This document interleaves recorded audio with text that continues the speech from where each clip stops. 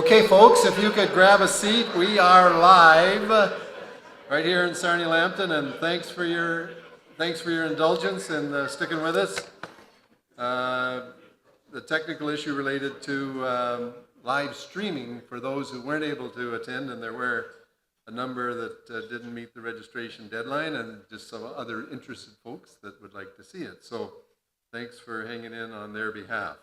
My name's Brian Boyle, and I'm going to be your facilitator for the day, and I'm really pleased to be here with you.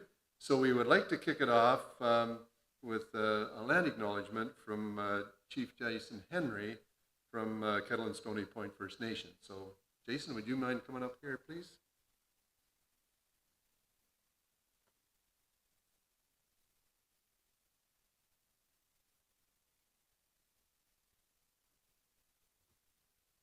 Hello. I have this awkward name tag that says Chief Jason Henry. It kind of won't stick very well. And I'm awkwardly going to give a land acknowledgement because it's awkward for an Indigenous person to give a land acknowledgement. I'm not quite sure who committed me to it, but I'm here nonetheless. So I'll start by introducing myself. Uju, Jikinibu Indigenous Cause, Mong Indodem, Yukonong Ajo Dana and Donjaba, Ojibwe Bodawadami, Odawa, Anishinaabe and Dao, Singa Ego and Dijimadeo. I just introduced myself in my Anishinaabe language. I am from here, Omaha King, this place. We have a name for this area here. It has many names, actually. One of them is Amjuanong. I've also heard this place called Ajugaming and Wawiatanong. Those names for this place come from our creation story and from our migration story that are transmitted and held in our oral history as Anishinaabe people. And I think it's important that I speak a little bit about our creation story with respect to the acknowledgement of the land. And I mean, there's a reason for land acknowledgements, and the reason that I'm saying one today at this event is likely because of the TRC and the calls to action. But in Anishinaabe culture, land acknowledgement is one of our first treaties that we have as people, one of our first agreements. And in the creation of the Anishinaabe people, the original people of this part of the land, and in this part of the land, it was primarily the Ojibwe, Potawatomi, and Odawa, the Three Fires Confederacy. In our creation story, which is similar to the Genesis story for non-Indigenous people, we were lowered to the earth, and everything was here first. And this place, Sarnia, Amjanong, Ajugaming, this area in general is our Genesis, is our Garden of Eden. There was no other place we were lowered. There's not a mythological, beautiful place where Adam walked by himself and eventually was met with a partner and this place happened. This is our Garden of Eden, this place here. There's no other place where Anishinaabe people were lowered. It was this place. And in that time when the first man was lowered here, and we know him as Anishinaabe, when he was lowered here, he recognized that this place, this earth that had everything already upon it, all of the plants, all of the animals, all the birds, all the insects, absolutely everything was here except for mankind. Kind of makes us a little bit less important, eh? When we're the last ones here, everything was just fine without us. We had no dominion over everything on the earth. We were the youngest and probably the weakest brothers of all. And sorry, I'm being male-centric. It's because I identify as he, him, so I'm a little bit male-centric. So it's probably because when he came here, he recognized that everything was just great, and he wasn't given dominion over all things. And as he lowered down to the earth and recognized that it was a beautiful place that was put here for him to experience life in general, he didn't even want to disturb one insect or break one blade of grass. So he cautiously lowered his toe to the ground. And when he was sure that he didn't harm anything, then he firmly planted his whole foot onto the ground. And then before making a next movement with his next foot, he again cautiously found a place for his toe and then placed his whole foot. And that's the way he began to traverse himself across the earth. And that's the way that I imagine the Anishinaabe people cautiously moved around this part of the world, moved around Turtle Island. And that's important for us. And we as Anishinaabe people, we replay that. We reenact that, we ritualize that every time we dance. If you've ever been to a powwow, ever been to a ceremony, you notice the people that dance, they put their toe first and then their whole foot. And that is the general, most basic step for dancing as an Anishinaabe or Hongwe person. That means that every time we do ceremony or we celebrate, we reenact original person coming to the earth. That means that every step that we teach our children to take has them thinking about how they impact the entire environment. And it reminds them that they were the last to come to this planet. The most feeble beings on this planet. Everything else was already here. And we know in our creation story that there was a creator, but that things evolved and grow and change. And that's happened to each and every one of us. Through positive or negative impacts, we change, we grow, we evolve. And we wear hard-soled shoes now. And I imagine that first person when he traversed this land, when he walked around, cautious to not disturb one thing, he felt the earth and was more connected. And in the world that we live in now with gas, diesel, electric vehicles, with electricity in all of our homes, the lights on in this building, the technological issues that stalled us today, almost everything in this building has some form of petrochemical influence in it. And we've come a long ways from being that cautious. And I don't mean to romanticize Anishinaabe culture at all, because I drove here in my diesel pickup truck that cost me $300 to fill this morning. But that doesn't mean that we can't incorporate that same way of thinking, that same way of being, and that same way of doing. That we always think with every action we take about how unimportant human beings are. That the world itself, the one that Anishinaabe people call Mama Aki, our mother the earth, that if we can consider that as humankind, that we aren't that important, that the earth is more important than us, because preserving the earth and acknowledging the earth every day and in every decision we make will leave it here to be inherited by our children and grandchildren. And I hear many people talk about 7 generations and making decisions for that. What that means is that every decision we make, we have to take the time to cautiously consider the long-term impacts of that. And I would say that, there were some decisions made in Sarnia a few hundred years ago based on the geographic location and the ease of transportation between the port here in Sarnia and Toronto and farther to the east there, that it was a quick decision to make to have all the industry we have here today. And it causes me to wonder that if that same question was asked today, would you like to have all these chemical factories here in your backyard, if you'd make the same choice? If it's about dollars today or healthy lives for your grandchildren, if it was about boys for Amjanong, would the same decision be made? That's a question that I have. And that's what 7-generation thinking is about. It's not just about what effect it will have on the current government in power, what effect it will have on the bottom line for the current corporations that are acting in this area.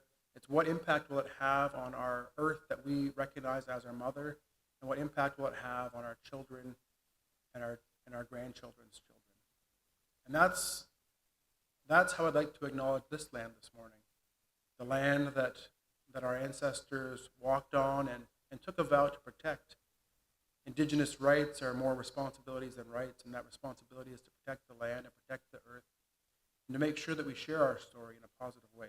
So I hope I've done a good land acknowledgement, and I want to say Chimigwech for your attention, and thank you for taking time to consider what effects might come of decisions made in this area. Chimigwech.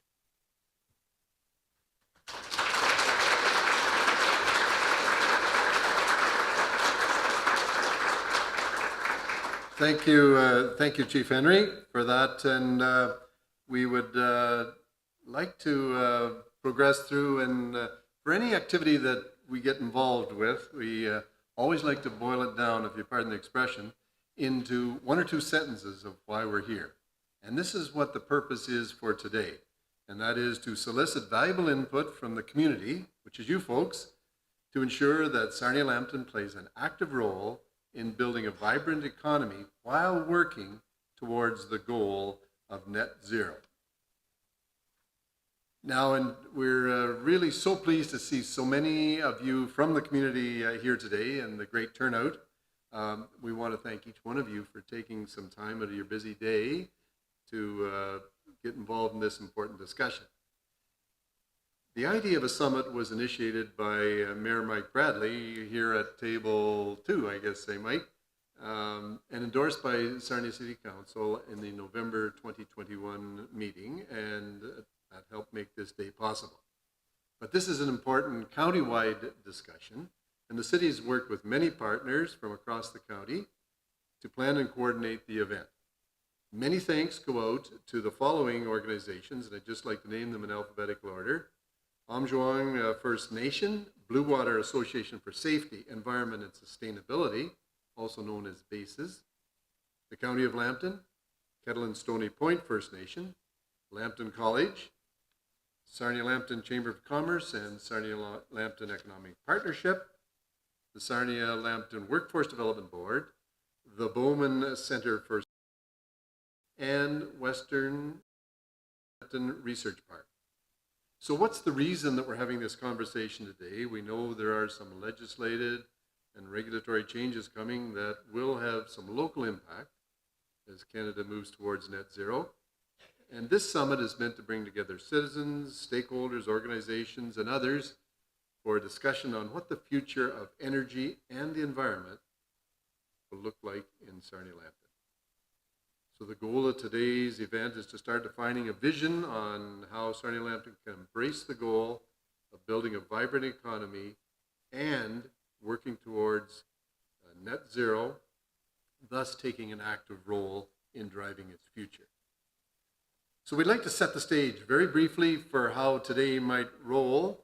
And the first thing is, in any activity that I'm involved with, we do value everyone's opinion. You're here in a key representative role. There's lots of others in the community who you represent and aren't necessarily able to be here today. We hope to provide an opportunity for you to give some valuable input and plan to make best use of your valuable time. So you don't go home and tell your significant other, that was a waste of time, man, I could have been doing something else all morning. So my aim is to help you reach the desired goal for this summit. And in that light, so a few of the guidelines that I have seen work successfully are that everyone has wisdom, not just the most vocal, not just the highest elected official, not just the oldest or most experienced, but everyone. And we need everyone's wisdom to achieve the best results. So this involves being active listeners, and that means listening to what people are saying, and particularly at your table, rather than waiting for them to take a breath so you can hit them with your side of the story. Concise responses.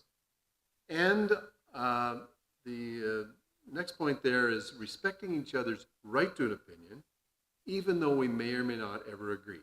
If we've come that far, if we can respect the position they're coming from, that accomplishes a lot. And also tech etiquette. I would encourage you not to let your device interfere with the effectiveness of today.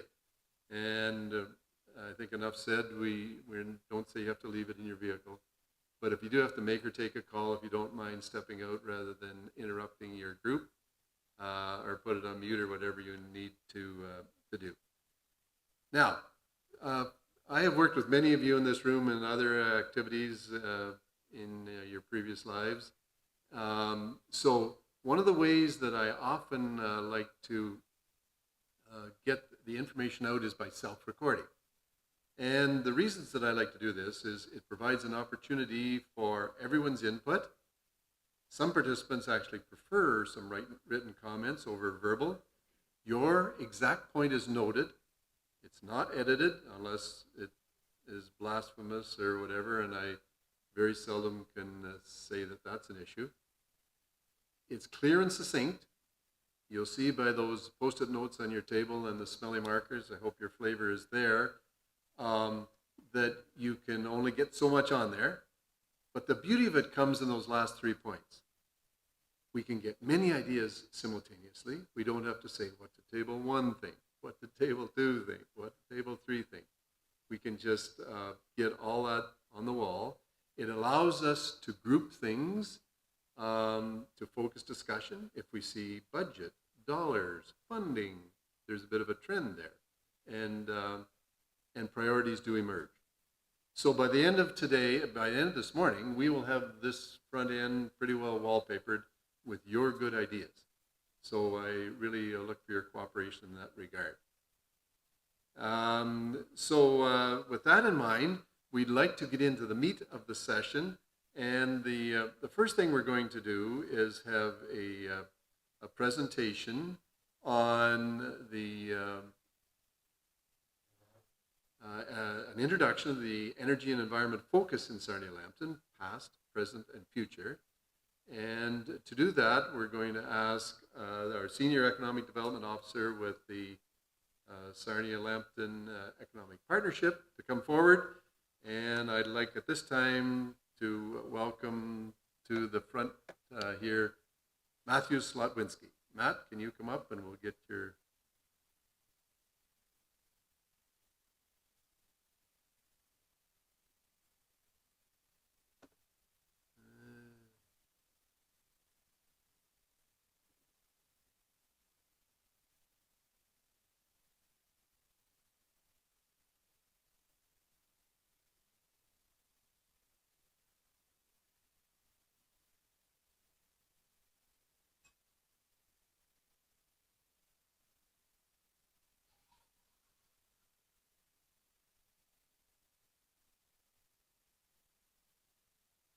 You know on that one, Matt was... We can work. Oh, Well,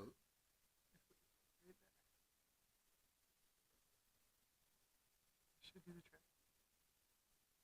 Maybe not. oh, there you're up. All right. You're good. That's working? All right. All right. Hey, perfect stuff. We'll get some of these notes here. So I appreciate the opportunity to speak today at the Sarnia-Lambton Energy and Environment Summit. My goal is to set the context for Sarnia-Lambton's past, present, and future as it relates to energy and the environment. I'm here representing the Sarnia-Lambton Economic Partnership. We're the County of Lambton's Economic Development Office, and our team works alongside investors, existing businesses, and key stakeholders to make Sarnia-Lambton a better place to work, raise a family. Our vision is growth and diversification to expand prosperity and elevate Sarnia-Lambton as an exceptional place to live and invest. So with that, some of what I'll talk about certainly comes with an economic standpoint in mind. So we all know what the environment is, but to ensure a clear understanding for everybody that's here today, I want to ensure we have defined energy effectively. The energy industry is the totality of all of the industries involved in the production and sale of energy, including fuel extraction, manufacturing, refining, and distribution. In Sarnia-Lambton, this encompasses the extraction of oil or resources with Fairbank Oil, for example, petroleum refining industries with Shell, Suncor, and Imperial Oil's refineries.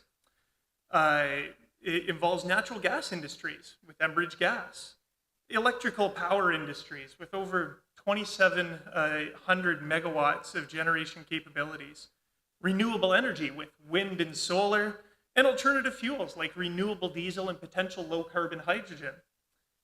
Energy impacts upon so much of what we do in Sarnia-Lambton, including our related chemistry industry, associated manufacturing, and just as critically, the environment. Energy and the environment have often worked against each other, but at the same time, can entirely work together, and they have. Most of this is not news to many of you in the room, but to ensure we're all working from the same context, I'm going to go way back and move forward. Sarnia-Lambton is very much the birthplace of the energy industry in Canada through our petrochemical past. Since the first North American oil well was discovered in Oil Springs in the 1850s, the energy industry grew through the oil refineries first built in Petrolia and later in Sarnia. The related petrochemical industry boomed when the world's first synthetic rubber facility was built with Polymer Corporation in the 1940s to support the war effort. The petrochemical and refining complex, or perhaps more suitably stated, the energy and chemistry hub, constitutes Sarnia-Lambton's largest industrial sector. Made up of more than 35 interrelated facilities, the complex is Canada's second largest and most concentrated and integrated chemical cluster, including 3 refineries, plastics, resin, and rubber facilities, and a variety of other chemistry and energy-related facilities. Notice the value chain at the bottom. I ask that you remember this. While the industry remains strong today, employing roughly 4,500 direct jobs at the existing facilities, we all know that since the 1990s and perhaps earlier, facilities have aged, consolidated, and in some cases closed. Clearly, there was a need to diversify and an opportunity to do so. But I'll return to this shortly. First, I want to tie to, the past to the environment. Beyond industry, the people of Sarnia-Lambton what many people fail to realize is that the local industry has long been actively addressing environmental concerns. As far back as 1952, a group called the St. Clair River Research Committee, sponsored by local industry, had maintained an extensive program for air and water monitoring. In 1967, this effort led to the formation of the Lambton Industrial Society, which later became the Sarnia-Lambton Environmental Association in 2000. In 2021, in conjunction with the IEC and CARE, the collective organization rebranded as the Blue Water Association for Safety, Environment, and Sustainability, or BASIS. Through BASIS, local environmental conditions are monitored and information is shared with government agencies in the Sarnia-Lambton community.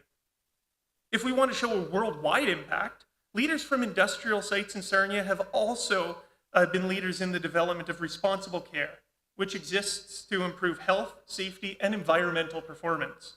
Responsible care has been adopted by 96 of the largest chemical producers in the world and is a model for sustainability. Beyond industry, the people of Sarnia-Lambton have shown care for the environment and the local energy and related industry. In 2004, the Sarnia-Lambton Community Summit was held with an objective a little less focused than just energy and the environment. The objective was to take stock of the community and to begin the process of developing a collective vision and future strategic directions for Sarnia-Lambton. Tied to the discussion above, the summit identified economic development and diversification and environmental concerns as the number 1 and number 7 challenges facing the community. And the future vision imagined a strong and diversified economy and strong environmental stewardship. This summit led to some tremendous initiatives in Sarnia-Lambton that are still being undertaken today, and I'll be touching on some of those. In 2010, another community summit took place under the catchphrase, "Our Vision, Our Community." The goals were to take stock of the accomplishments and lessons learned since 2004 and identify desired future directions for the community. Looking back at the previous 6 years, the summit identified accomplishments still relevant today. A recognition of a shift to renewable energy and a green economy, and that there had been significant environmental progress, that going green had become a trend and not a fad. Additionally, the direction of the future built off those from 2004, with the number 1 direction for Sarnia-Lambton to be Ontario's leading sustainable community. This was, in fact, something that was already very much in motion and directly tied to the energy industry and the environment. Leading the drive for Sarnia-Lambton to be Ontario's leading sustainable community have been several organizations. The first, the Blue Water Sustainability Initiative, had the vision for Sarnia-Lambton to become recognized worldwide as a hybrid green community. Their initiatives included education and training, benchmarking, community outreach and collaboration, and support for research. And the organization contributed to the integrated community sustainability plans adopted by both the county and the city of Sarnia. Alongside this was the creation of Bioindustrial Innovation Canada. BIC's goals from the outset have been to position the Sarnia-Lambton region as a world-scale hybrid chemistry cluster through providing critical strategic investment, as well as advice and services to business developers of clean, green, and sustainable technologies. Through BIC, Sarnia-Lambton has been a model now mimicked in Eastern Ontario and hopefully soon to be throughout the rest of Canada. Lastly, there's organizations like the Bowman Centre for Sustainable Energy, which operates as a sustainable energy think tank. Their volunteer associates contribute ideas and experience towards driving Canada's energy strategy to generate economically and environmentally sustainable wealth and jobs with a considerable lens for the local. Additionally, Sarnia-Lambton has been both proactive and reactive to encourage sustainable energy investment and opportunities through investment in core local assets. The award-winning Western Sarnia-Lambton Research Park was created as a joint initiative of the County of Lambton, City of Sarnia, and Western University. The Research Park's commercialization center is Canada's largest clean tech incubator, serving as a key contributor to the movement of an idea from an idea or discovery to from the lab bench to the marketplace. Focused on the energy and sustainable chemistry sectors, tenants range from large multinational companies to small startups and commercialization projects. Lambton College is also critical. Their research and innovation department is a global leader for collaborative applied research, development, innovation, education, entrepreneurship, and commercialization. And many of their core competencies are tied to the discussion today, including the existence of the Lambton Energy Research Center and the Center of Excellence in Energy and Bioindustrial Technologies, as well as the Hydrogen Lab. I noted earlier that Sarnia-Lambton had previously recognized the need to diversify, even with the petrochemical sector still being our #1 industry. Tied to the summits and organizations just discussed and recognizing our potential to tie into our second largest industry, agriculture, our community focused over the last decade on making Sarnia-Lambton Canada's premier location for the development of and investment in those clean, green, and sustainable chemistry technologies that I spoke about. Recall that value chain that I asked you to remember. There was an opportunity to build on it based on the community's strengths. We're uniquely positioned to be leaders in sustainability and with opportunities to impact the environment and build on our energy industry. We have been successful in building the Sarnia-Lambton Hybrid Chemistry Cluster. When I travel to international events to speak about it, it is recognized and talked about with reverence. We've been successful in attracting some of the largest sustainable chemistry investments in Canada and the world, with energy-related investments and announcements tied to biofuels such as ethanol and renewable diesel and other world-leading green projects and technologies integrated into our local economy. We've been so successful locally that we're now home to some of the biggest and best projects in Canada related to energy and the environment. We have Canada's largest ethanol facility located right here in our backyard. We look back to the 1940s, Polymer Corporation housed the world's largest coal power plant, something that was dirty, probably not very environmentally friendly. Now, we have Canada's largest solar farm and significant wind assets. We have Canada's largest integrated natural gas storage complex, and I can confidently say we are Canada's first and most recognized hybrid chemistry cluster. Now, I've talked mostly about the past and the present, but need to look to the future. We've gathered here today with an opportunity, not only to influence Sarnia-Lambton, but to provide value input so that we may be national leaders moving forward. Canada as a nation has embarked on achieving net zero emissions by 2050, and the Canadian Net Zero Emissions Accountability Act is enshrined in legislation showing Canada's commitment. Alongside this, Ontario has released the Made in Ontario Environmental Plan, committing the province to significantly reduce emissions by 2030.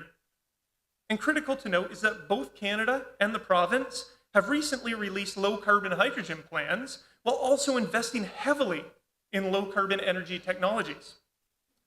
These items will all impact heavily on the environment, perhaps mostly through energy production and consumption.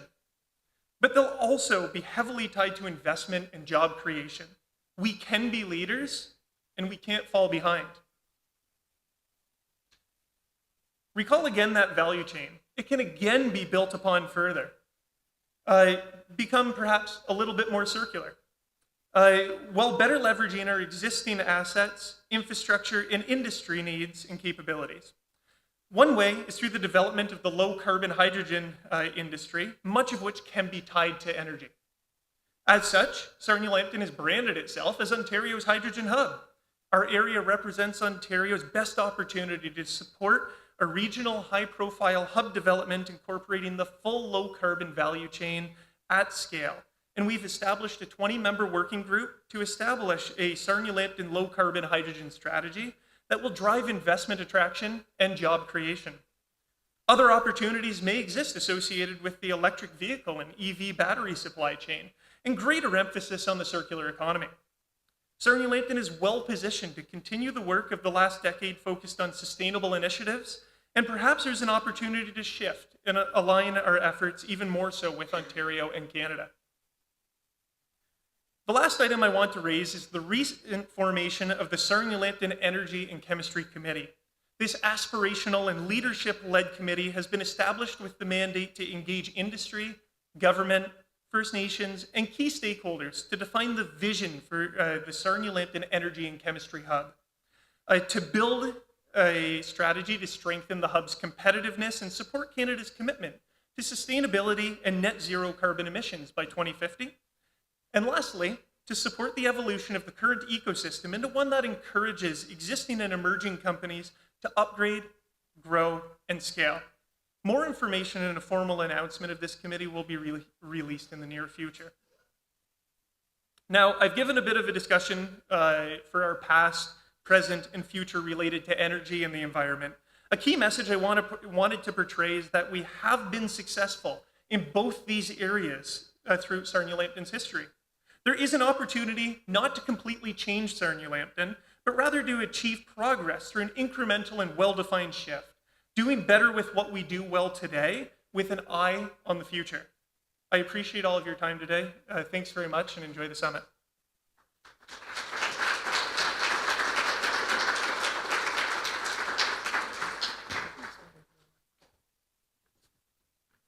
Thanks, Matthew, for that presentation. And we would now like to have 4 experts in their own field come forward and have a little bit of a panel presentation. So if you 4 who know who you are can please come forward.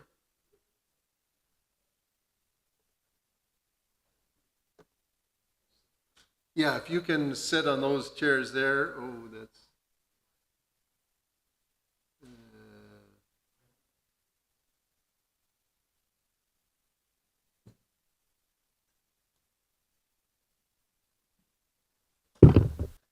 And the panelists, these handsome gentlemen in front of you here, are going to make a very concise presentation to you each.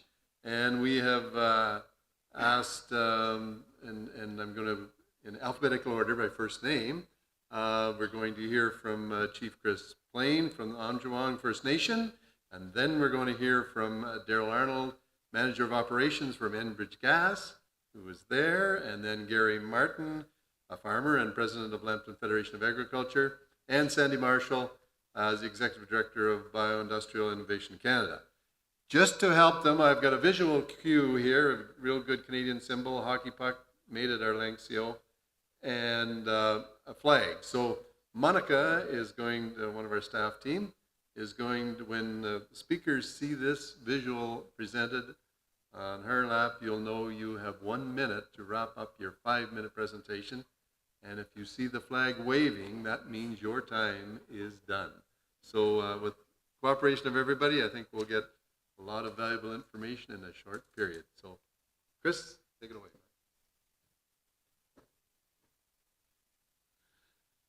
I think at this particular time, a maple leaf flag might have been suffice attached to the puck, waving it away.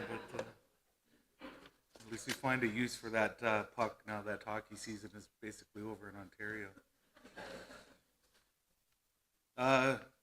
Good morning, everybody. Chris Plain, Indigenous Cause. Yawindamage, Indigenous Cause, Omjanong Donjaba, Nishnabé and Dao, Gima and Dao, Adek Dodem. I basically said the same thing as Chief Henry, but with the exception of my name and my clan and the community that I come from, which is Omjanong First Nation. I understand that many are here are considered stakeholders. With Omjanong, we're not only stakeholders, but we are also right holders. And many of those rights lie with the federal government, and we've been able to diligently work to address our concerns. Omjanong is a community of approximately 2,500 members, with approximately 750 living on reserve. And our community consists of approximately 2,500 acres. My community has been active for the last 20 years or so, advocating for cleaner air and water in our territory. We have been at ministry tables for more than 10 years, producing results of studies such as air monitoring, soil sampling, sediment sampling, wildlife sampling, and human testing, including hair, blood, as well as members offering their medical records and sharing their diagnosis. And those of the members who have passed, since we've done some of these studies. We're totally surrounded by industry, being subjected to the highest exposure. And I believe it's fair to say that, it has us at a place that the most of the country are trying to avoid. Through our advocacy, we've been able to secure the support of upper tier governments, to assist in the collection of the data, to also support of universities, partnering in various studies, as well as the support of scientists worldwide. Omjanong is a community that has many pipelines and transmission lines, as well as the cavern for storage facility in our community. Some pay us yearly fees, some don't. For decades, industry and the government have taken advantage of our situation and developed many of these right-of-ways when it was illegal for First Nation bands to hire a lawyer. It wasn't until the 1950s that we were able to retain legal advice for our individual communities. Our voices were absent and our rights were trampled. In a few cases, like the latest pipeline across our community, we're still taken advantage of again. About 10 years ago, Omjanong passed a resolution saying that we don't oppose development. We will support development that does not compromise our health and safety, which falls in line with legislation that says government has a duty to consult with us on projects in our territory. But in an effort not to squeeze ourselves out of the economic benefits of our area, Omjanong has developed a very successful business park, invested nearly $100 million in green energy projects, both wind and solar, throughout our territory. And last night we agreed on another partnership that will do work within the Chemical Valley and areas of construction outside of the Chemical Valley. And we're also in negotiations to acquire another share of a hydro transmission line outside of our territory, but still with the support of industry. We've been able to relationship build with many industries. Okay, let's see the 1 minute. We're still working on some of the relationship building with some of the pipeline pipeline industries in our community. Today we work towards expanding our next phase of our industrial park to be eco-friendly. We have a team that's led by an environmental scientist with a diploma in environmental technology. We have a strong species at risk department and also strong coordinators to deal with the consultation. Our buildings have added rain gardens, a greenhouse that has plants for sale, trees from rescue sites of projects throughout our territory. And we have many industry partners, as well as medicinal plant workshops, an active Earth Day celebration, and Omjanong members volunteer sit on many of the committees and associations throughout the county to deal with emergency preparedness, awareness, and to ensure our voice is heard and our input is provided. I look forward to continuing the relationship build and offer the full support of Omjanong as we collectively strive towards net zero 2050. Miigwech. Thank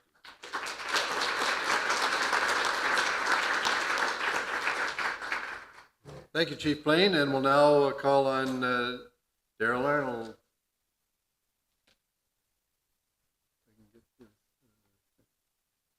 Okay, go ahead, Daryl. Yes, thank you and good morning. Glad to see everyone here this morning to discuss this important topic.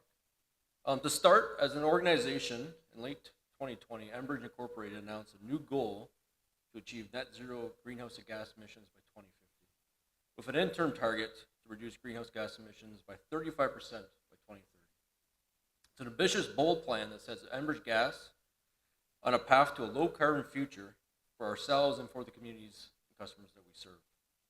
Today, 75% of households and businesses in Ontario look to natural gas as an affordable and reliable energy choice. That's a significant amount of customers and individuals. Natural gas keeps us warm, powers critical services and industry, and local jobs at about half the cost of electricity. But as an organization, we know that there's a need to transition to clean energy, and that's why we're innovating and investing in many different low-carbon initiatives and projects. Meeting future energy needs in a way that is sustainable, reliable, and affordable will require multiple energy systems working together, and that includes natural gas. So over the next few minutes, I'm going to take us through a few of these different initiatives and projects that Enbridge Gas has taken on a journey to a low-carbon future. So first is decarbonizing the gas supply.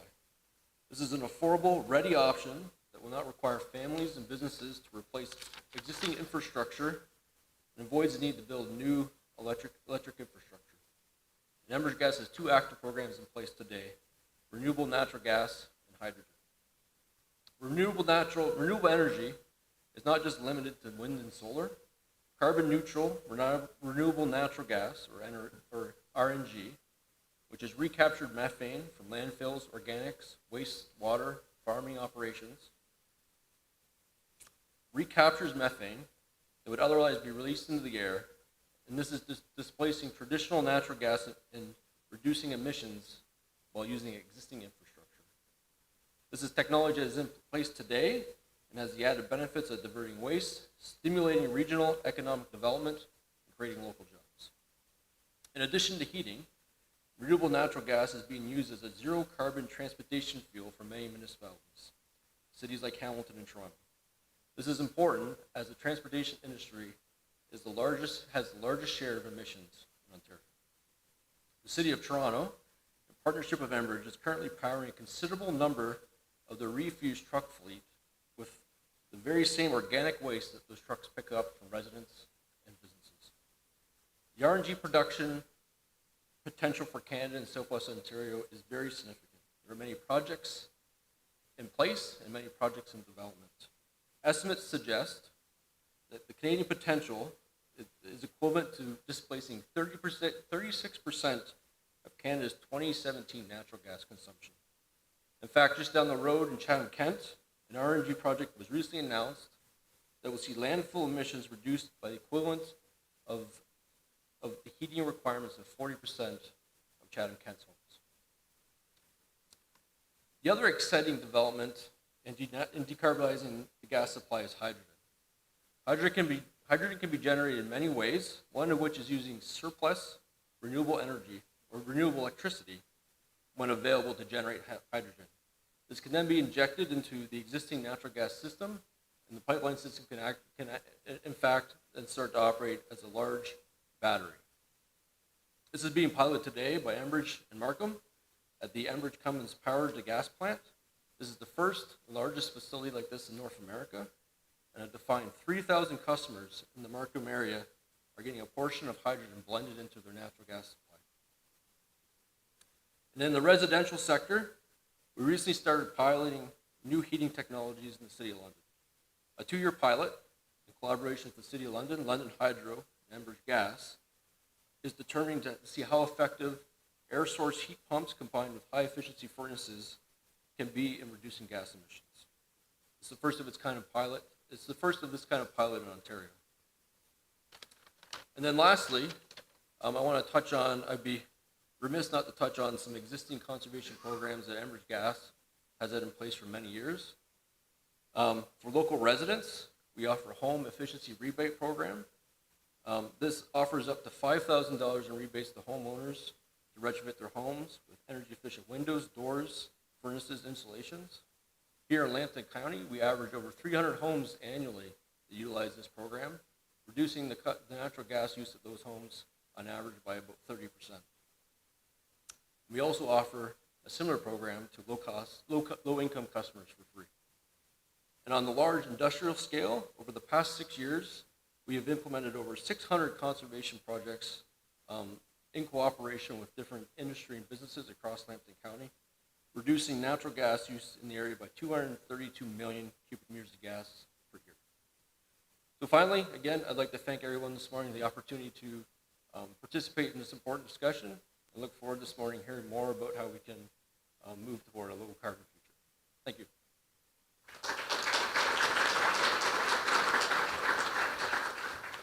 Thank you, Daryl, and we'll now ask Gary to come forward and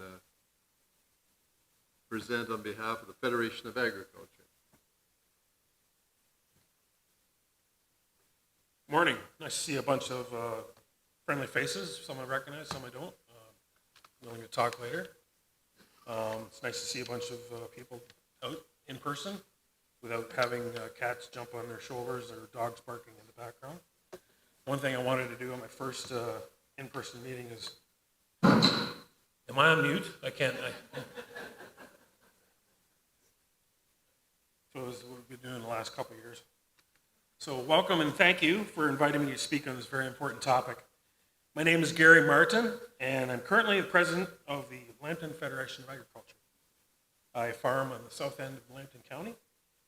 The LFA was formed in 1941 to work on a local level to represent the voice of the farmer in Lambton County on issues relating to their farm operations, while bridging the issues relating to the farm operations while bridging with the community and other sectors and partners and service providers. We're on the grow. This year, supporting 1,942 farm families. In 2021, we supported 1,927. Our mantra is to advance agriculture and the rural community through partnerships, education, and advocacy. Energy and the environment will be dominating the discussion in the years to come, and I'd like to think that the second largest industry in Lambton County should have a seat at the table in those discussions.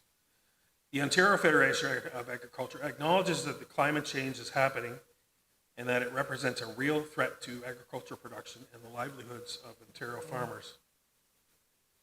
Changes in our climate are already occurring as a result of rising global temperatures. This is resulting in an increased frequency of extreme weather events and higher variability and instability in seasonal cycles that directly affects our ability to manage our crops efficiently. We also recognize climate change as a global challenge requiring action and investment from governments, communities, business, and individuals. Circling back to our mantra, the LFA is specifically looking to increase partnerships, education, advocacies with the government, communities, businesses, and individuals in the county and Ontario-wide on solutions towards the proposed goal of reducing greenhouse gas emissions towards net zero. The government has chosen to commit to achieve net zero by 2050, and they have brought forward a few programs to achieve that in the agricultural sector. The federal government has provided funding through the On-Farm Climate Action Fund and the Agricultural Clean Technology Program, helping farmers to adopt more sustainable practices such as cover crops, rotational grazing, and fertilizer management. Or the second program was to purchase more energy efficient equipment. Other provinces, such as British Columbia, have also programs that specifically promote best management practices for livestock and manure management, soil conservation, and carbon sequestration, energy conservation, fuel switching, as well as on-farm energy production. Quebec is also receiving funding for researching environmental sustainability and clean technologies funded by the Federal Agri-Science Program. Ontario also conducts its own successful environmental farm plan program through the Ontario Soil and Crop Improvement Association. communities, they need to realize the mix that different factors contribute towards greenhouse gases. In Canada, in 2019, for instance, agriculture in either Canada or the US contribute 10% of greenhouse gas emissions. Comparing that to electrical generation, it contributes 8% in Canada, 25% in the US. Transportation contributes 25% or 29% in the US. Heavy industry, including oil and gas, contributes 37% or 23% in the US. Buildings contribute 12% or 13% in the US. Individual farmers are natural managers of the carbon and nitrogen cycles on their farm through fuel and fertilizer. And there's a lot of opportunity for agriculture to be a leader in fighting climate change. The best solutions will be the ones developed by those farmers. The individual farmer will have to bear the brunt of the cost to reduce the greenhouse gas emissions inherent in the industry, and that is why we need the supports from government and the marketplace. It is important for the agriculture sector to do their part in reducing emissions, and we know that we have a responsibility. As I said earlier, heavy industry and transportation are larger contributors to overall emissions, and therefore have a greater emissions reduction potential in a shorter amount of time. Agriculture is a primary industry, rural-based, and has less access to supports than other sectors receive. So I'd ask for a gentler touch towards the push for net zero. We would also welcome partnerships with industry on providing feedstocks to help them reduce their emissions. Thank you for your time.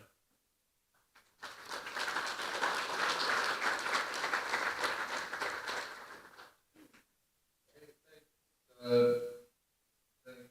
And our last speaker on the podium is Sandy Marshall, Executive Director of the Bioindustrial Innovation Canada. Sandy? Thank you, Brian, and thank you for the opportunity to speak today. I've been trying to put my notes together. Being the last speaker, I see a bit of an opportunity to kind of pull some things together here and hopefully leave a bit of a message. I would like to go back a little bit and touch, if I think about where we've been, I was at the 2004 summit, I was at the 2010 summit. This is long overdue. We've been now 12 years since the last time we sat together as a community and talked about where we're going. And if you think back to what came out of 2004, I think Matthew did a great job of showing what was put forward then and the path we decided to go as a community. And if you look around in the community, you may not think that we've gone very far. And I think the one message that I would like to say is transformation and change takes a long time. And we need to take that time so that we do it right and that we are successful at the back end.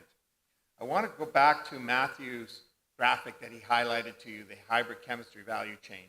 That's really been the heart of what Bioindustrial Innovation Canada and our stakeholder partners have worked off of for the last 20 years. There's been a recognition that we have a base industry here. And there's a significant component of the community that believes that is our anchor and needs to continue to be our anchor and will be our anchor. But it's going to change. There's also a recognition that there is an opportunity to insert renewable resources and more low energy, low carbon opportunities into that chemistry value chain. And that was really the basis of recognizing that this community has a solid background, a basis and history that creates the anchor for this community to move forward, but there's a recognition that this community has the opportunity to leverage that background and that infrastructure and that history to be able to take us to a new place and to be leaders within Canada. And that value chain that he showed was developed 20 years ago, and if you noticed, it was linear. And it just showed renewables and green raw materials being inserted into it. Really, if you were to build that thing today, and we've created versions of it, it would now be circular. Because it's not only about inserting renewables into a value chain and having us make some of the same products we made from petrochemicals over the last 150 years or 170 years.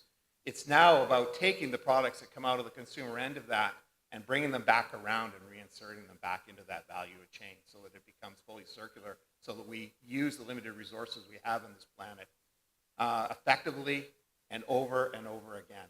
And the beauty of inserting renewables into that value chain is that those renewables then get integrated and come back around and go round and round and round.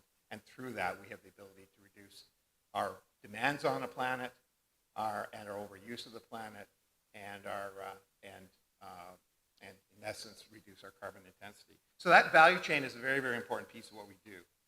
Now, I said, if you think about what we've been doing for the last 2 decades, you might wonder, what have we really accomplished? Well, if you go down into the valley today, there are participants in that valley now that weren't there 20 years ago. Matthew highlighted them, but a couple I really would like to highlight, because I think these are the types of industries that are integrating into our existing infrastructure that are going to be very successful. First, I'll talk about Lcy Biosciences. I think we all knew of it and were excited about it as a community when BioAmber came to town a long time ago. And we all felt the frustration when BioAmber went into financial distress. But the exciting part of all that was that it ultimately was bought by another company. And that company is now rejuvenating that site and is producing products in there and doing extremely, extremely well. Another one I'd like to talk about is Origin Materials. And this is a real example of using renewables, in this case wood, to be able to produce chemicals and materials that we use today that used to be made by petrochemicals. And so these are large assets that are now being built in the community. It's been 20 years, we have 2. And that's really the point, that this does take a long time. On the feedstock side, we did a lot of work trying to figure out how to integrate agricultural residues and materials as feedstocks into these plants. So I'm going to jump quickly here, because I think it's really important that I talk about cluster development and how you do successful cluster development. DIC did a study of what made Sarnia-Lambton a successful cluster versus all the other attempts that have been done around the world. And we looked at various things and various other clusters then. And there's really 5 factors that came out of this. And the first one, clearly infrastructure. Hard infrastructure, roads, waterways, energy plants, sites to do things, all those sorts of hard infrastructure. And we have a lot of that in this community. And it's a legacy that's here from the traditional petrochemical industry that is here and continuing to thrive. The second is soft infrastructure, which is the people, the skills, the skilled trades, the professionals we have here, our college that trains some of the best and talented people in the world. So infrastructure is one piece, but the second is feedstocks. If you think about why the petrochemical valleys here in the first place, is because oil was first taken out of the ground in oil springs 170 years ago. That's why this is here. Today, when you think about where we're going to go into the future, it's going to be the feedstocks that are going to drive the path. The new feedstocks for the future are going to be renewable feedstocks. It's going to be agricultural residues and materials that cut, and we happen to be in one of the most dense and effective agricultural regions in Canada. Second is wood. And if you think about it, we don't have a lot of wood to harvest in the area, but we have the access and ability to get that wood from around the Great Lakes because we have the ability to move it here. Third, innovative community. And I think we know that this community has been incredibly innovative for a long, long time. The fourth element here, which really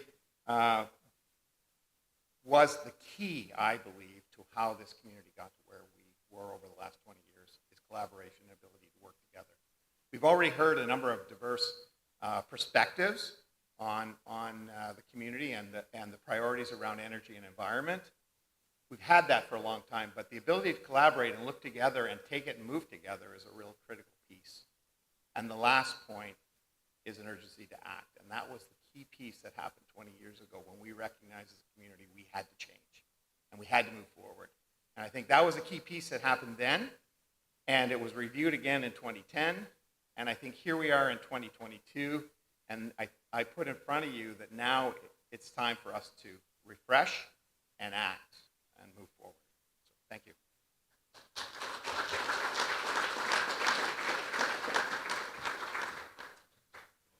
Thank you, Sandy, and in fact, thanks to all of our panel.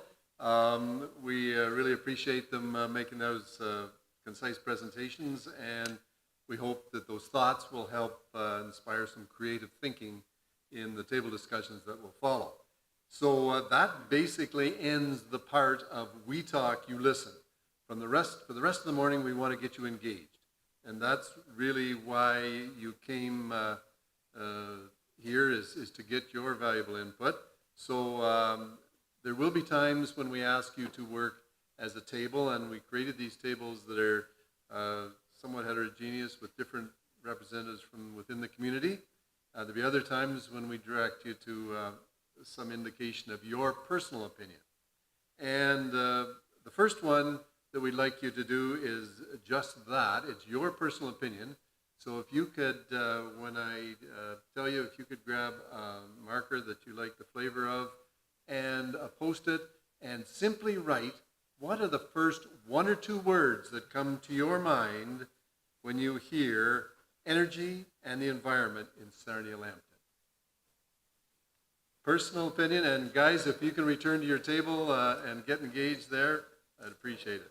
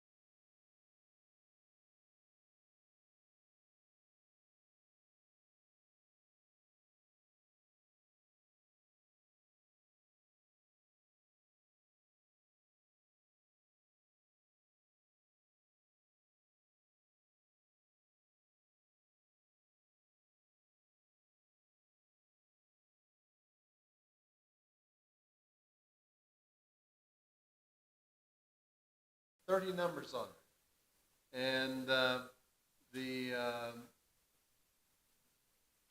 1 to 30 is, my son told me from a post-grad course in statistics, is the most accurate scale you can judge anything on. So you can take that one to the bank. And I have found that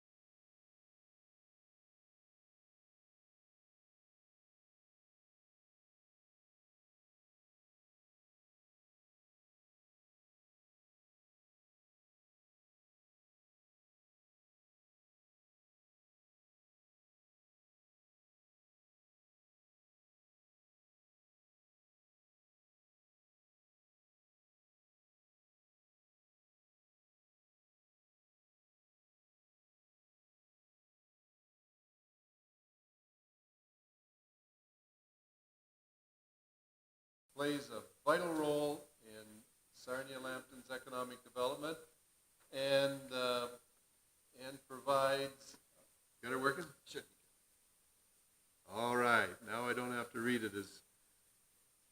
So, number 30, a well-coordinated, effective, and innovative approach in building a vibrant economy while working towards the goal of net zero. And it plays a vital role in Sarnia-Lambton's economic development and provides excellent value to Sarnia-Lambton's business and communities.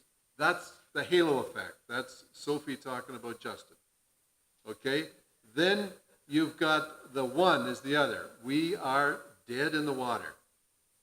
This is an uncoordinated, ineffective, and unimaginative approach to building a vibrant economy while working towards the goal of net zero in Lambton, and it plays a minor role in Sarnia-Lambton's economic development and provides very limited value to Sarnia-Lambton's businesses and community. Please pick a number between 1 and 30 that you feel best describes our current situation in Sarnia-Lambton, and put it on that long ballot, circle, X, square, whatever you want, and then the staff will collect it, and we'll make a little graph to show what we are thinking collectively as a group. Okay? Everybody know what we're doing? On the long ballot that's sitting on your table, pick a number.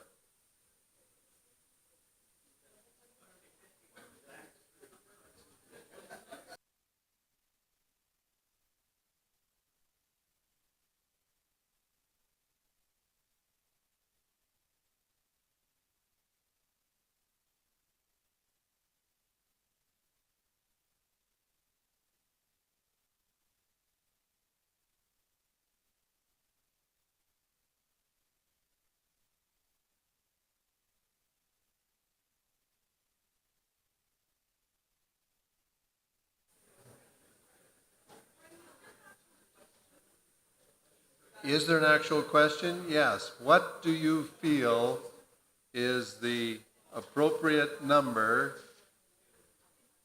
that is relating to Sarnia-Lambton currently?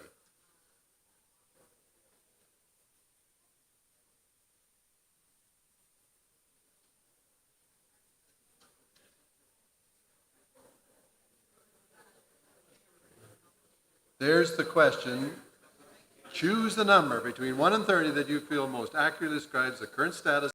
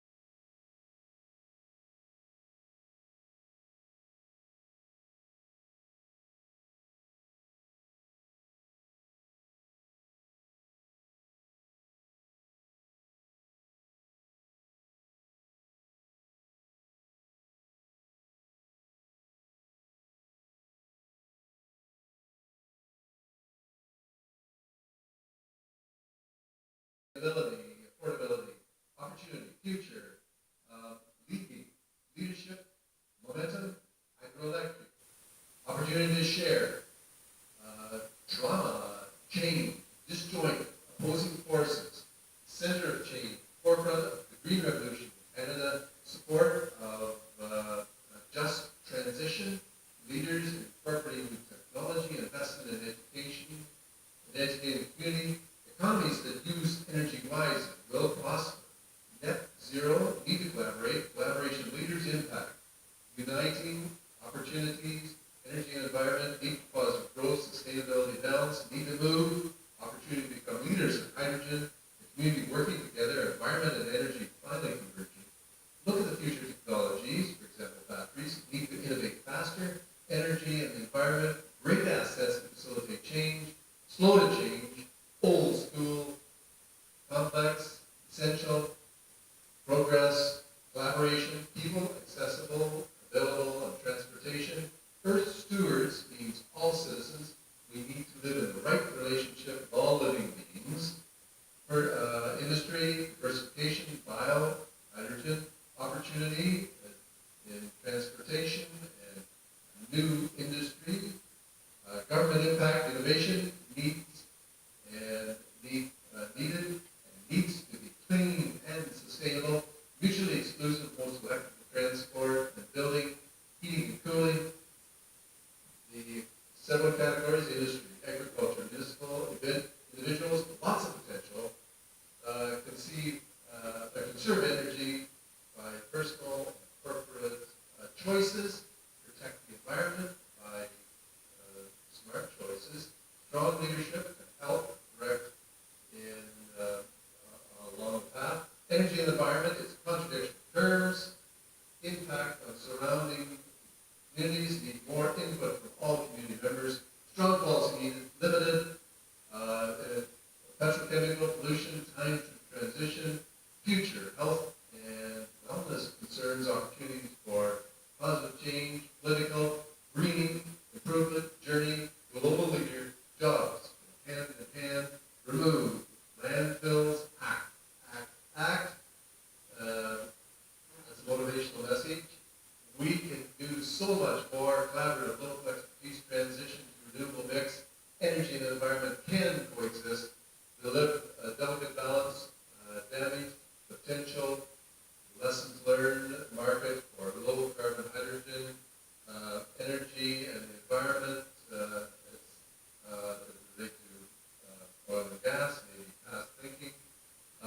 Done a great job today, and an action plan is needed. So those are just some of the thoughts that came to your mind, and we're going to get some desired outcomes up here in a moment that you've been working on.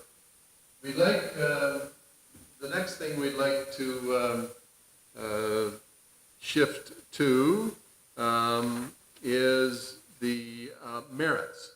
And if you can take, we're going to do a couple of little things and then take a good break. So if you need to slip out, feel free. But we are going to take a good break in a few minutes. But we would like you to look at the potential merits. And this is think positive. We're going to, of course, give you the reverse chance in a minute. What merits exist for Sarnia-Lambton as a community that plays an active role in building a vibrant economy while working towards the goal of net zero? And these can be strengths or opportunities, and I'm sure many of you have experienced trying to identify those types of things. Strengths are things over which we have some control. Opportunities, and they're considered positive. For example, in a community that could be the skill set, it could be the various things like location or things that we can build on. And then there's opportunities. These are things out there to be grabbed. If we don't grab them, somebody else will. It might be the Americans. It might be another part of Ontario. It might be a different commodity group or whatever. So think positive. What have we got for merits that exist in Sarnia-Lambton as a community that plays an active role in building a vibrant economy while working towards the goal of net zero?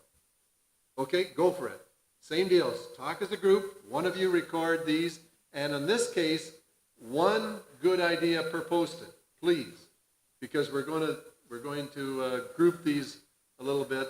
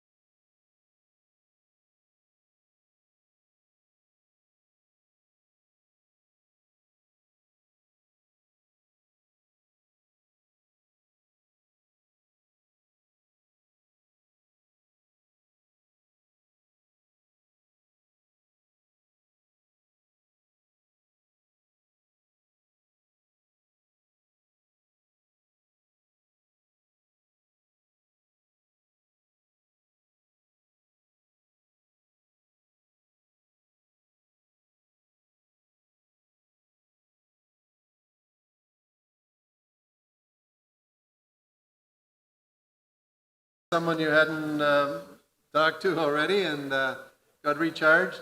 The next thing we'd like to do is do a little bit of prioritization and on some of this information. While you were sleeping or while you were on break, staff here, we put together some areas when there were some trends, and we identified those, and we would like to share those with you, but I would also like you to tell us which ones you think are most important or most critical on which we can build, because we're going to put actions over on that wall, and actions are often result from building on strengths, reducing or eliminating challenges, all the while keeping in mind our desired outcomes. So to do that, these are the building blocks we're creating so that we can before noon, we can create some really meaningful actions. So the little method that I like to use, rather than just rank these from 1 to 8, I would like to give you 100 Sarnia-Lambton bucks to spend. Okay? So that, and I think I put a slide up that would help describe that. Yeah, here we go. In the merits, you have 100 points, or bucks, whatever you like, to allocate to these merits to show their relative importance. On the ballot provided, which is actually the smaller ballot in front of you, you had a long one that had 30 marks on it. I made some up with 12 on it, not knowing how deep we'd go. So the first thing you could do would be draw a line through 9 and below. You will not need those on the ballot. So just take a stroke through 9 and below. The black numbers on the left will now correspond with these 8 areas of merits that we've created up here. So, if you look at the slide here, you have 100 points to spread, and on the ballots, I'm going to ask you to please indicate the number of points that you would allocate to each merit theme, and base your allocation on which merits are the most important on which to build. And the scores must be between 0 and 40 in multiples of 5, because we got to count these up. And I learned that if you sometimes give 100, people would tend to put 100 on their pet point. And I learned that working with a group of researchers, gave them 200 points, and for some reason their own research project came back with 200 points on it. So I learned that early in my career. 0 to 40, so you could put a 0, 5, 10, 15, 20, 25, 30, 35, 40 on any one of them. And I'm going to share these with you because I know you can't see them all from there, but I will share what you have said and the title we gave to it. So be thinking of which ones are important. Number 1, you said geographic location, access to waterways, St. Clair River, climate, weather, geography, we call that geographic location. That's number 1. Number 2, you said skilled knowledge, workforce, historical influx of top technical people, skilled workforce, we have the people. Skilled workforce again, skilled workforce.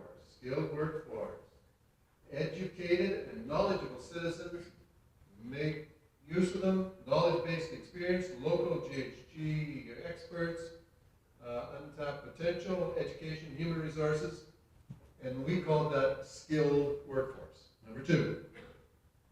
Okay, number 3, you said integrated industry with synergies, connectivity, opportunity for industry buy-in, opportunity to redefine the industry, economic diversification, job growth, algae farms, vertical farms, develop tourism more, and we said integrated industry is number 3.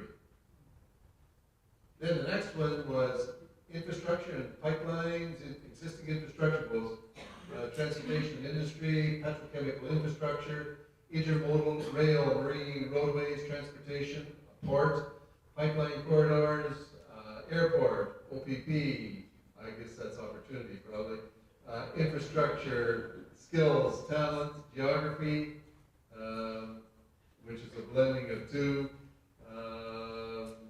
CF Industries, NH4, ammonium production, inventory of brownfield lands, natural and built resources, and we call that number 4, infrastructure. Okay, number 5, use federal government dollars from the petrochemical industry, opportunity to influence policy, political focus on environment for net zero, programs, government funding and security. We call that number 5, political support. Number 6, you said, motivated and collaborative community, increased collaboration between city and county. Community will move to net zero, cooperation of the sectors, petrochemical, union, agriculture, collaboration between the college and the research park, lack of opposition to industry locally, community awareness, community open to innovation, untapped collaboration, contribution values of indigenous voices, diversity, both agriculture and industry, and holistic viewpoint, looking at all angles of an issue, and we call that number 6, community collaboration. Number 7, successful cluster, hydrogen hub for Canada, research hub in sustainable chemistry, model for sustainable chemistry, green H2 hub, tech alliance becomes a point of light, a 5th point of light,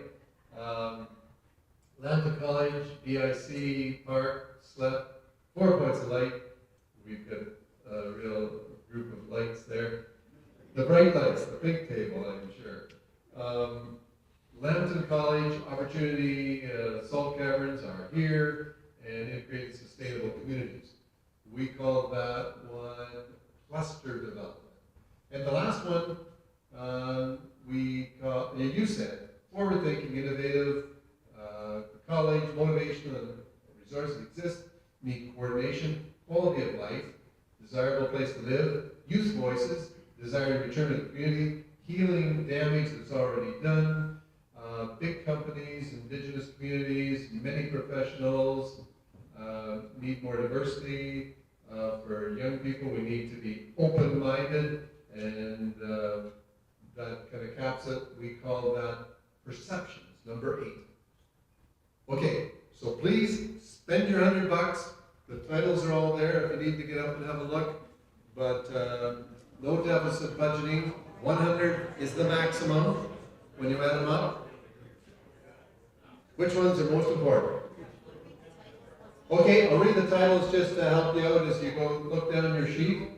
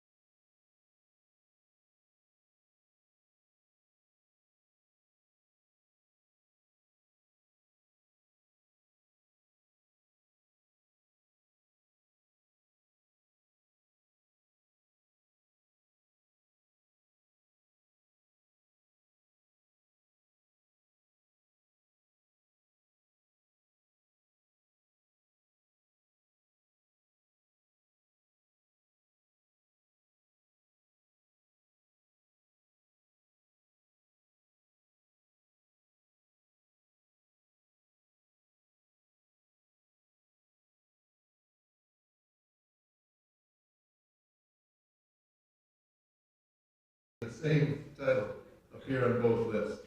So don't be alarmed at that. Challenges. Number one, not all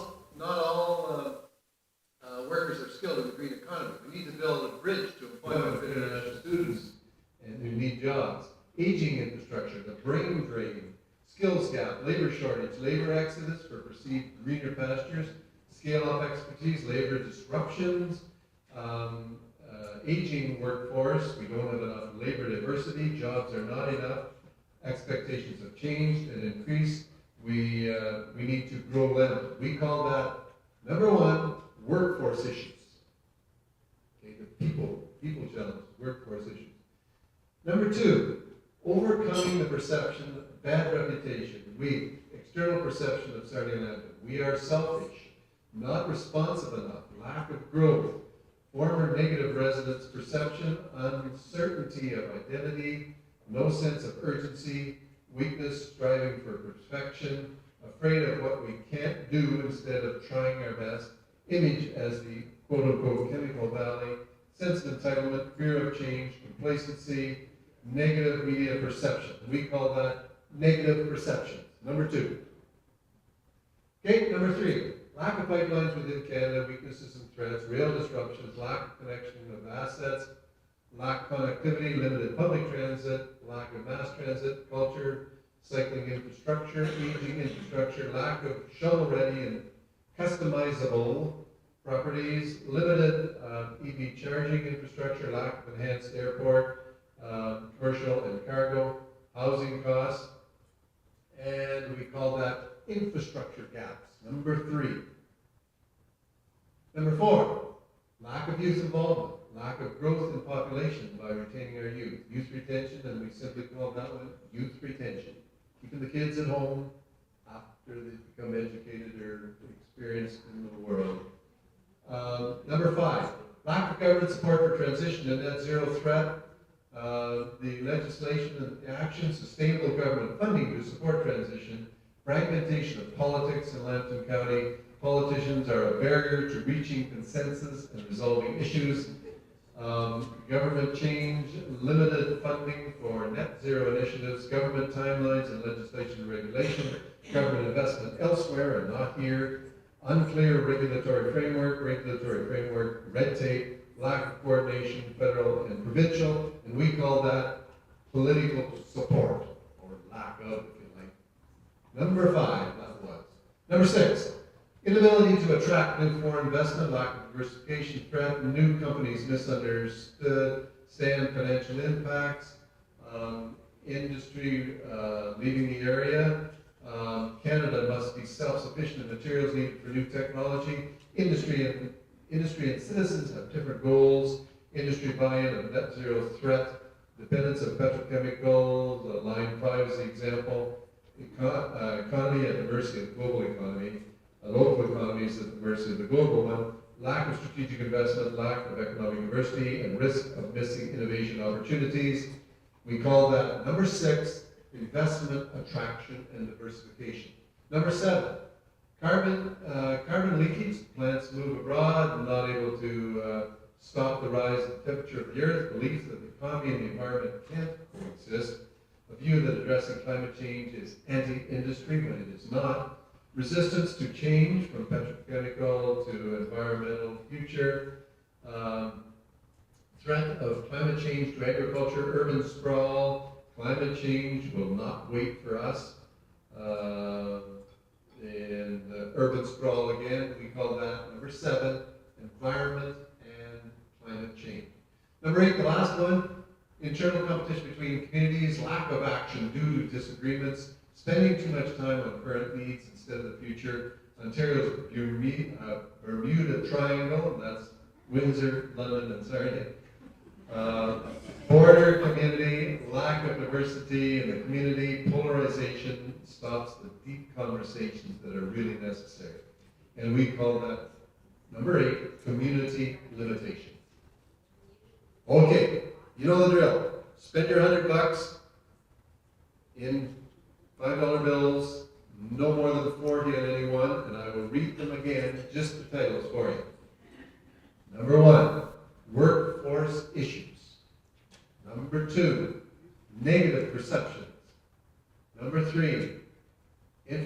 caps.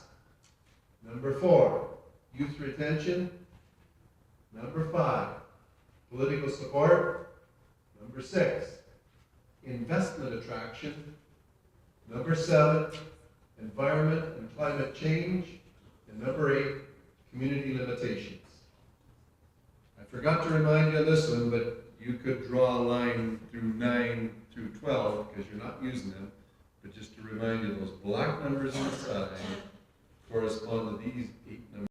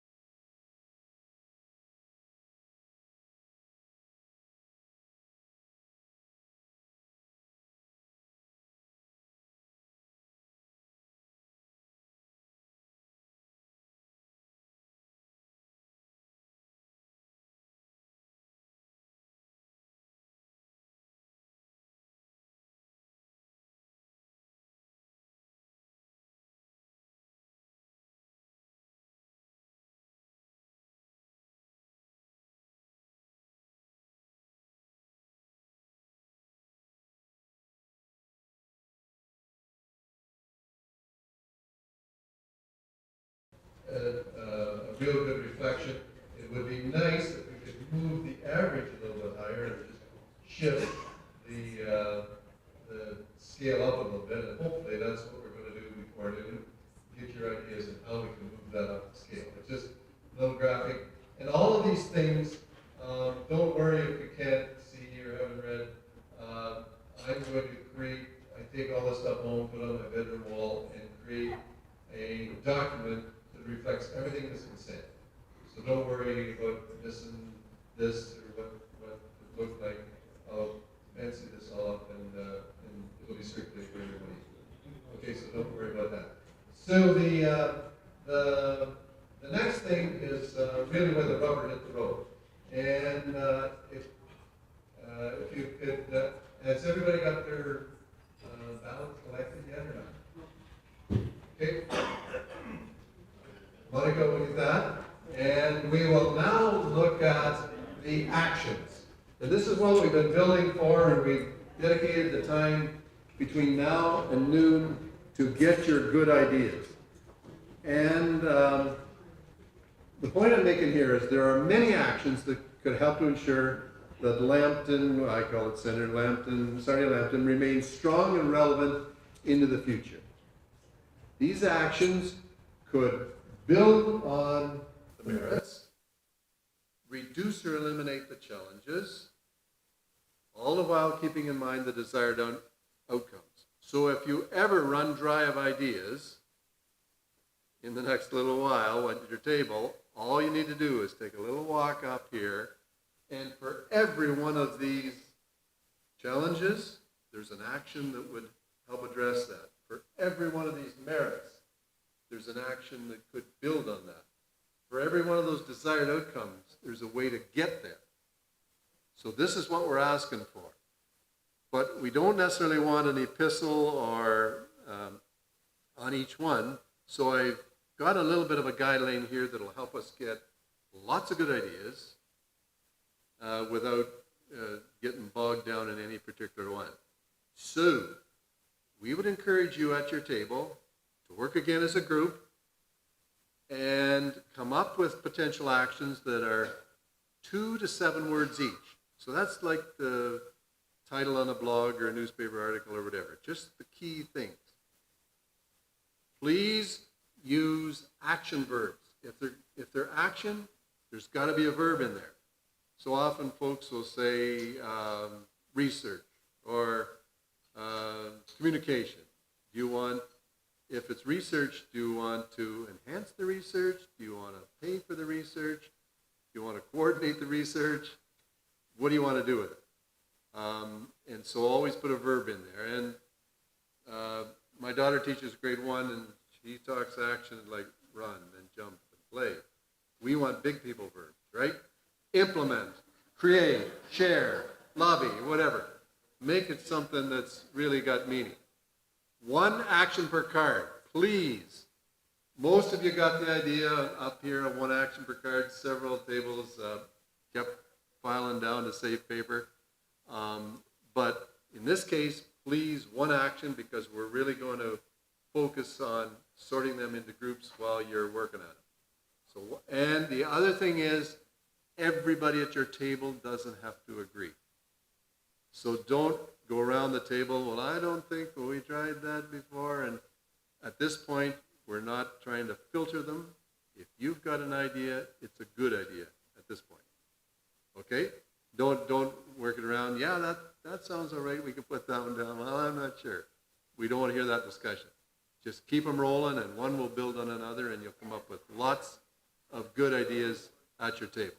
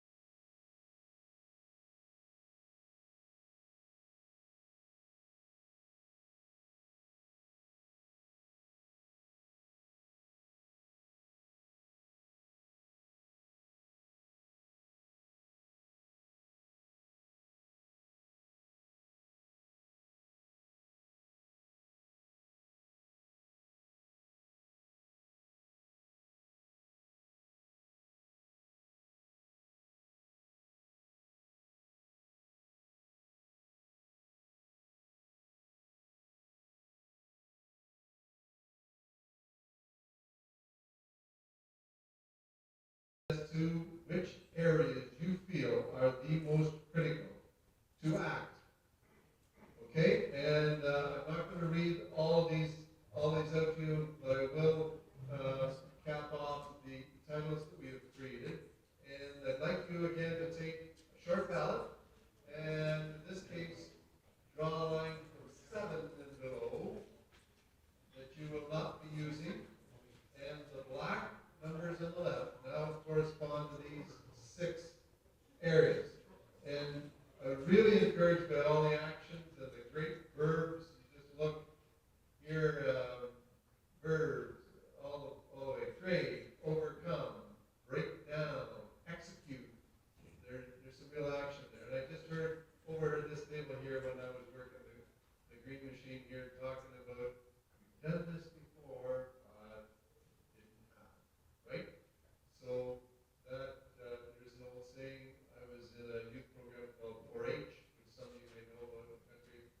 There was a saying, it is to be, it's up to me. Okay, so it's up to each of us to make something happen out of this. But with that in mind, I'd like to just tell you those 6 areas that we've created. And again, I'd like you to spend your $100 in the best way possible to see where our focus should be. Should it be in number 1, enhancing collaboration? We talked about everybody going in different directions, and that was made in all kinds of different points here for your table.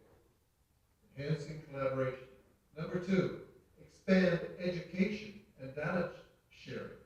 In other words, get the facts out there to the right people, whether it's the public or whatever. Number 3, enhance economic development. You heard some examples that Matthew was sharing with you there. And then improve, that's number 3. Well, I got my numbers lined up here, but I'll change. I got 2 3s, that's not correct. This would be my daughter.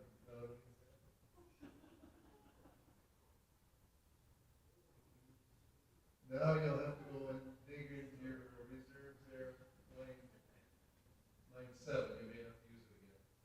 Okay, number 3 is enhance economic development. Number 4 is improve government or political interaction. In other words, our elected folks, get them engaged, get them committed, advocate for them, lobby them, or whatever. There's all different things you said below. Then the area of initiate or expand environmental projects. And you come up with all kinds. We actually had 3 rows there, which would indicate there's all kinds of potential ideas from mandating solar on every new south-facing roof to strengthening the approach for managing brownfield sites, to offsetting emissions through tree planting. You come up with lots of great ideas, but that's number 5. Initiate or expand environmental projects. Number 6 is, we called it develop a stronger approach. And there was all kinds of wisdom that you shared there that was, it was an overarching thing, like overcoming the decision paralysis, break down the silos, work at welcoming, be more welcoming to outsiders. So a stronger approach to what we're doing. And then the last one we have here is number 7, build human resources. Okay, strength is in people, and you come up with all kinds of different, right from Mike, they're suggesting you hire an environmental specialist at City Hall, or expand Lambton College programs in the Center of Energy and Bio, create a green resource center, like all the people, building the people things. So these will all find a home in here on my wall at home, but right now I'd like you to spend your $100 in those 7 areas. Okay, everybody know what we're doing? I'll read them again. Yep, because they're behind the screen here. Number 1, enhance collaboration. Number 2, expand education and data sharing. Number 3, or expand, I was struggling for verbs too.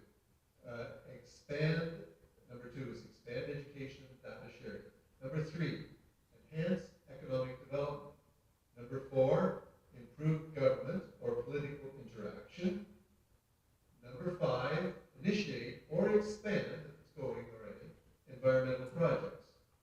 Number 5, develop a stronger overall approach. And there's lots of good suggestions in that 2 columns there. And number 7 is build human resources. Okay, as soon as you're done at your table, pile those up again, and I think, given the time and that, you will have to read about this one, the results, but they will all be tabulated.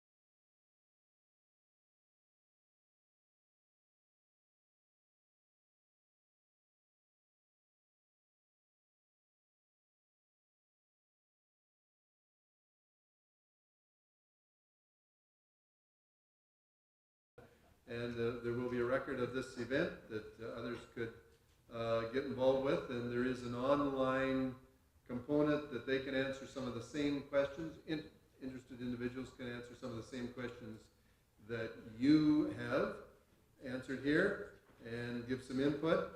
As I said, the report that I'm going to create will be made available to everybody who attended, and it'll be publicly circulated, but you guys in particular, because you had the input, you will get the first view of that.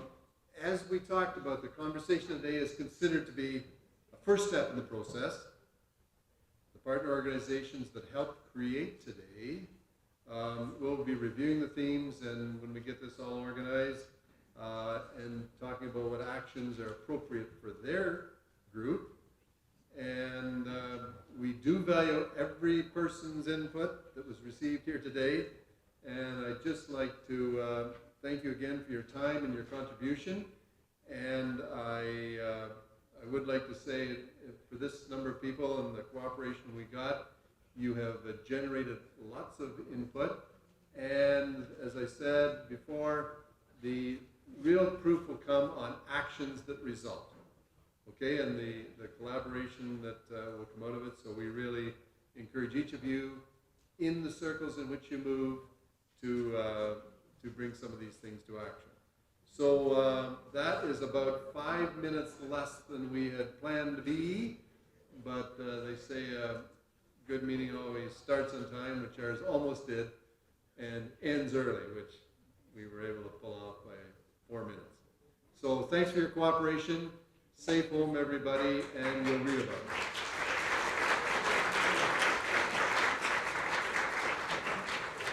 Be sure we have collected your little balance at the table before you